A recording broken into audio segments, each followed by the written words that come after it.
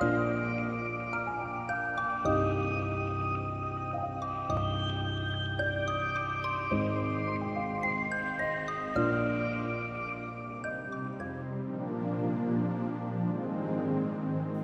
date du 16 janvier 2024, le port autonome de Pointe-Noire a signé à Brazzaville avec le groupe Alberac, l'un des plus grands groupes turcs, un contrat de concession relatif à la gestion et l'exploitation des trafics vrac conventionnels et des services de remorquage au port de Pointe-Noire.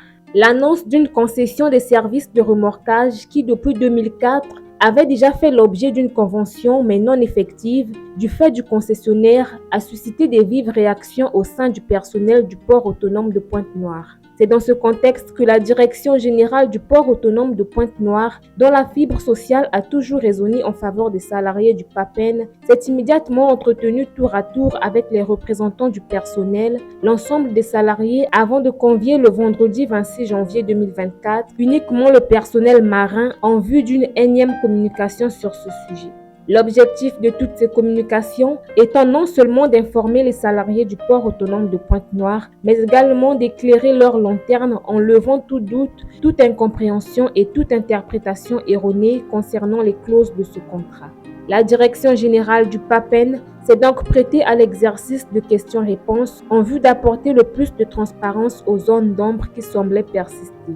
Elle a relevé que le contrat de concession, en son article 30.7.2, garantit aux salariés susceptibles d'être transférés à la concession le maintien des avantages acquis au PAPEN qui seront intégralement préservés, notamment l'ancienneté, le traitement salarial et les avantages sociaux. Les autres commodités sociales, juridiques et administratives y afférentes seront définies dans un plan de transfert du personnel.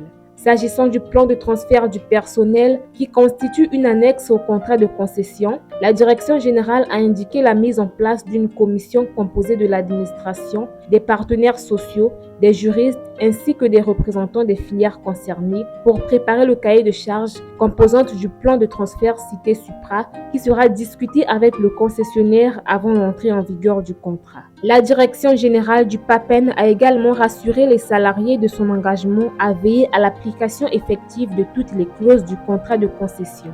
En effet, le contrat a prévu à l'article 39 la mise en place d'un comité de suivi des activités de la concession.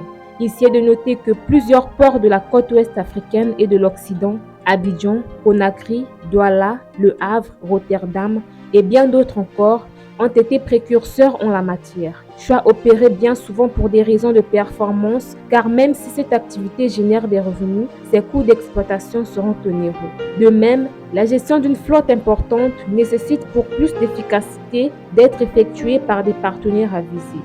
Aussi, pour ne pas être en marge de la gouvernance actuelle des ports à travers le monde, le port autonome de Pointe-Noire a bien que tardivement concédé ses activités à un partenaire jugé crédible.